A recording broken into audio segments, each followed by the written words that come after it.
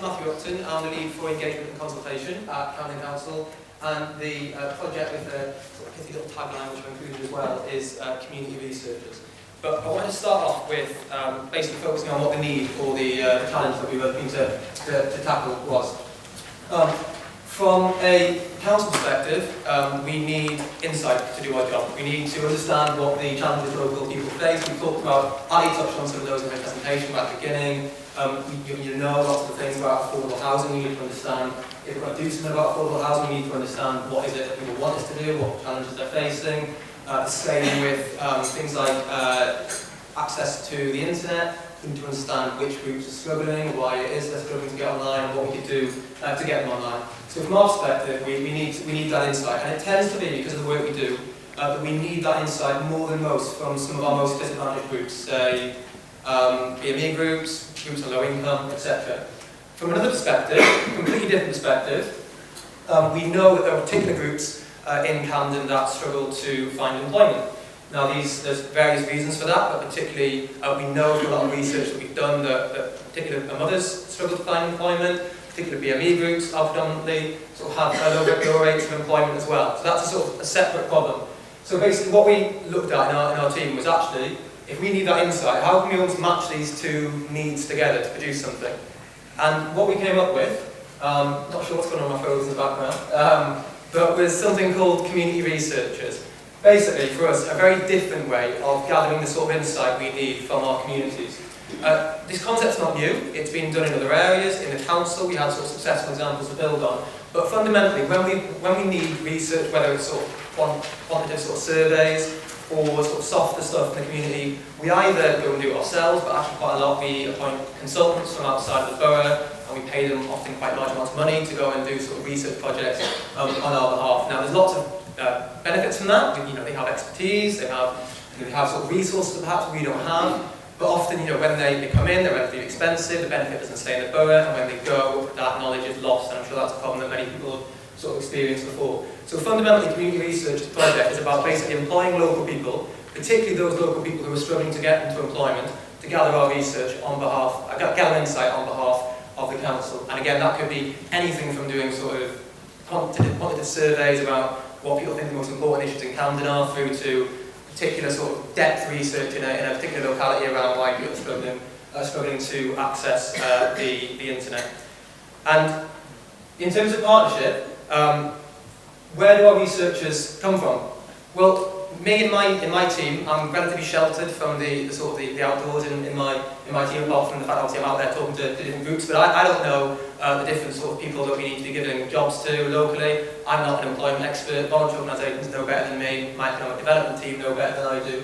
So we started to try and partner with basically local voluntary organisations who can tell us these are the groups of people that we work with that particularly want to get into employment, particularly need the sort of flexible job opportunities that you're talking about in doing research. So you all know from research it can be very flexible. There are different aspects to it. It can be going out for a few hours and having conversations with people in a local community, which someone who's got a few hours to kill but has kids at home otherwise could do that.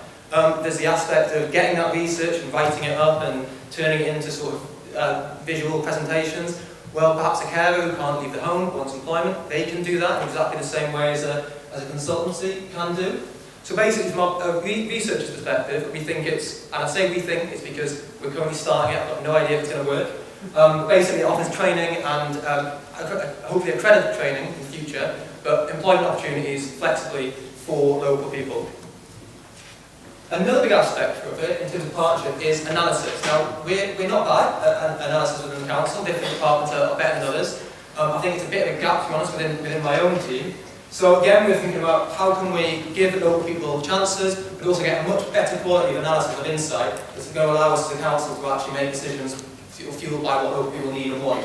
And universities, breeding ground for, whether it's, first of all, is it statistical science students, I didn't really know what I was talking about, none of us did. But let's go and find these students who are basically looking for employment opportunities in conversations with UCL, people who want sort of chances to practice their skills and get paid employment for the first time in analysis. So we're basically starting to partner, having preliminary meetings with them.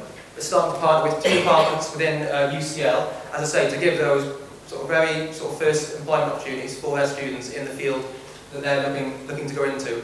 From our perspective, very selfishly, as well as the employment benefit for students, I'm hoping we'll get a better quality of product than we've ever had before, just because the students and their professors will be better at doing analysis than we were. In terms of our decision makers, this is one of the things that's quite challenging. So a lot of the pushback we got is, well, these local people, especially the ones you're talking about that are struggling to get employment, what if their research is rubbish compared to our, the consultants that we use? And no one said this, but there's a bit of a sort of sense of, you'll probably heard this phrase in the context of different things, but it's the sort of classic, no one got fired for hiring X. So I think people feel a lot more comfortable with hiring sort of large firms who we almost know sometimes the product might not, we think it's good, it comes well badged, and it comes well branded, and it is more expensive. But it's not as risky, because how could it ever be your fault if something went wrong when you got a big firm involved? But we're really confident with the training that we're going to do that actually the quality of product will be that much better than employing consultants who are using local people, because, quite frankly, because of the local knowledge that they have, they know local places to go to speak to people. They're more trusted by local communities than someone like me rocking up in a suit and knocking on people's doors or whatever it might be. And one of the other things is, and it's quite challenging to say this, is about the extent to which using local people to gather insight is an extent to which it keeps us honest. Because when you have a consultant doing it for you, there's always that extent to which you can tailor the questions. Often, I'm saying this, and I'm not suggesting anybody does this, but I've seen it happen in different contexts when you can almost tailor it to get the answer that you want. But we cannot, I can tell you from the local people who we're training to do this, they wouldn't stand for us trying to water down any of the stuff that they're going to tell us. They will tell us stuff that we often perhaps don't want to know. They'll give us it straight, which is a fantastic sort of benefit for us. So an example is very quickly, I mean, you could use this for 100 examples, but from a community safety perspective, what would we how would we gain from our community research? Well, they'll be telling us where the community safety problems are. They'll be telling us why is it that particular people don't feel safe going out at night.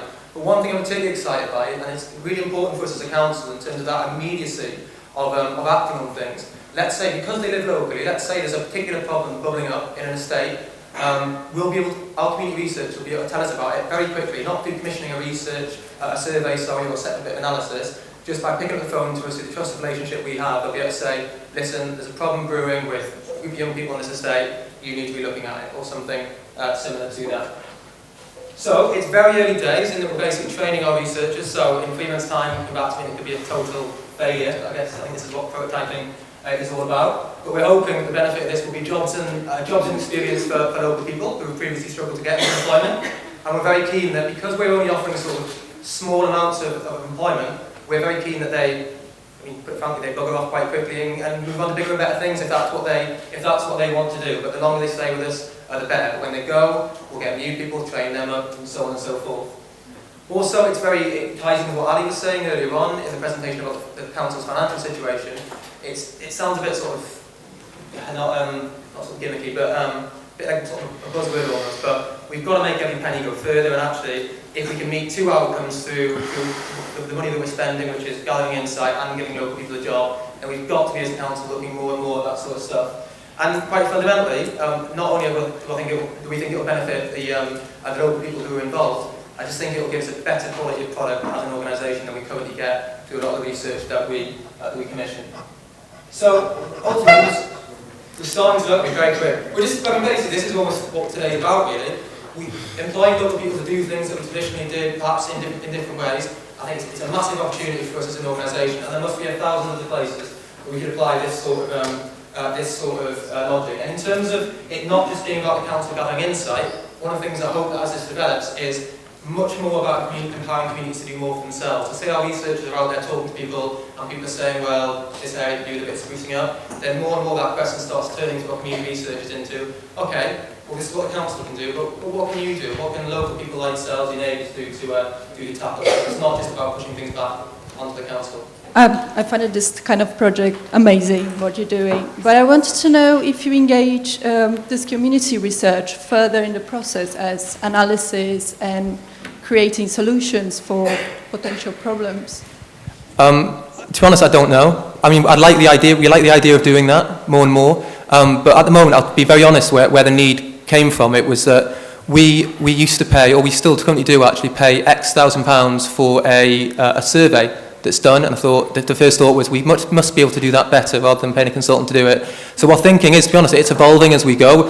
As I say, it's now expanded out into, well, they couldn't just do a survey, they could be going out and doing sort of qualitative research in communities, they could be going out and finding out about problems that we don't know. And as I sort of articulated at the end, now we are starting to think about, well, yeah, and how could they actually involve local people in solving their own problems? But our thinking is very emerging, so I'm really interested in any of the insights from today, really.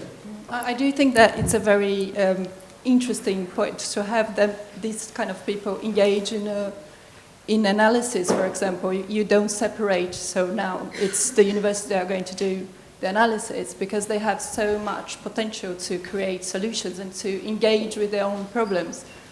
Well, actually, on analysis, actually, we're looking at the university, and this is almost, I'm not necessarily thinking on the hoof, but we haven't had any research yet, so we've not decided absolutely how we're going to analyse it.